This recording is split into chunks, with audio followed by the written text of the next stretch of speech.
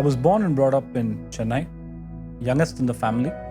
I have two elder sisters who are both married and settled in Chennai.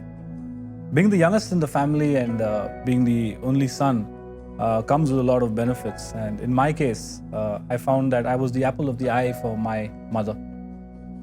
To me, she meant the world. She was my pillar of strength. She was my confidence and motivation. And all this really helped in shaping me. I was a topper both in sports as well as in academics. However, as I recall and I look back at my childhood days, I remember very distinctly conflict between my parents, and those were very disturbing times. As young as I was, I wondered as to why this actually happened. On the 2nd of August 1984, my world came crashing down.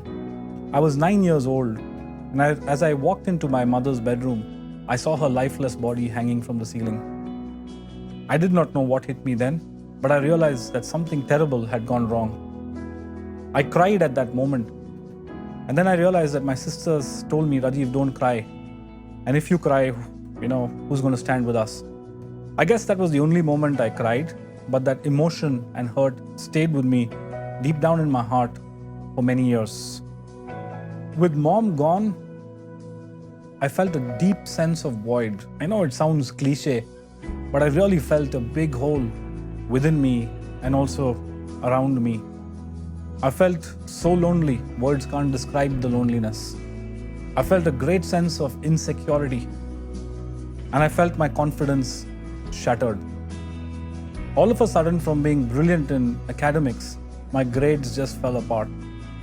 Everybody around me tried to help me, but it just didn't work. This feeling got even more worse when I saw my friends and my cousins with their parents, especially with the love that they received from their mothers. I really felt broken, and I had questions with God as to why did He allow this to happen to me. To try and fill this void, I tried to do a lot of stuff. At a very young age, I got addicted to alcohol.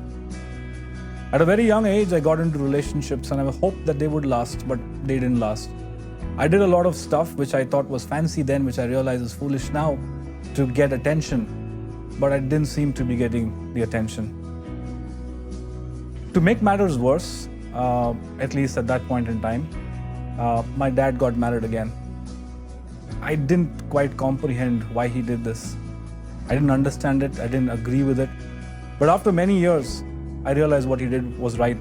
But at that young age, it just didn't make sense at all, and I just couldn't adjust, and things just got bad to worse.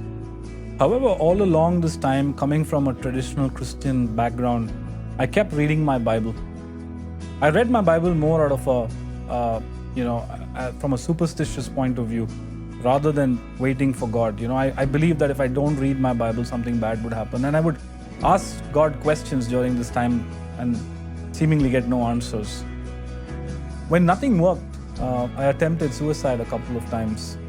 I swallowed sleeping pills and washed it down with alcohol.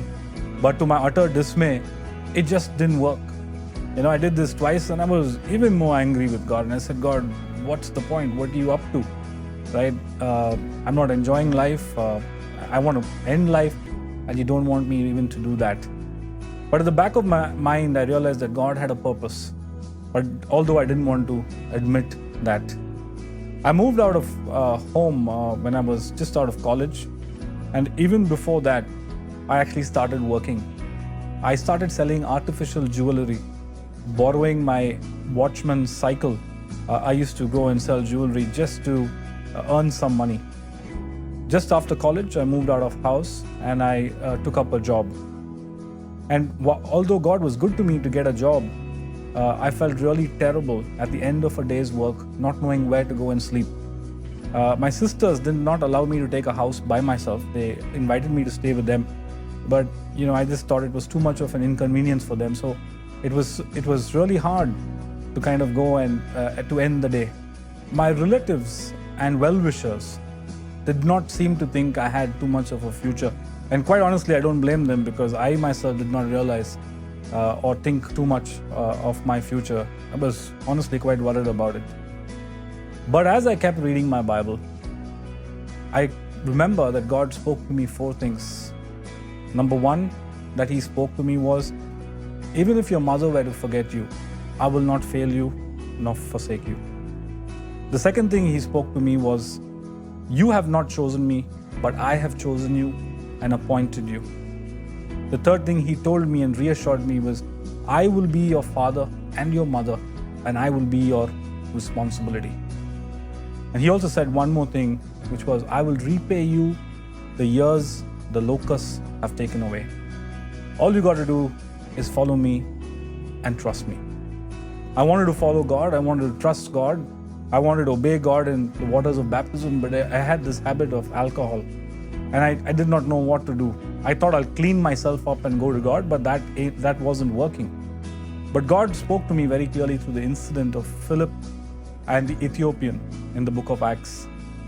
And where Philip shares the gospel to the Ethiopian says, what stops me from taking baptism now? And that verse really hit me, and God really convicted me. And I chose to obey God by taking baptism in the year 1997. And the very next day was, I had stopped, I was delivered completely from the addiction of alcohol. And what's more, God has blessed me with a beautiful family. I'm so blessed and privileged to have this family. I'm blessed to have a home. I'm blessed. God has blessed me beyond what I can think of in my career. He's taken me to places and in forums which I could never have dreamt of. And most importantly and most critically, God has made me useful for His kingdom, unworthy as I am.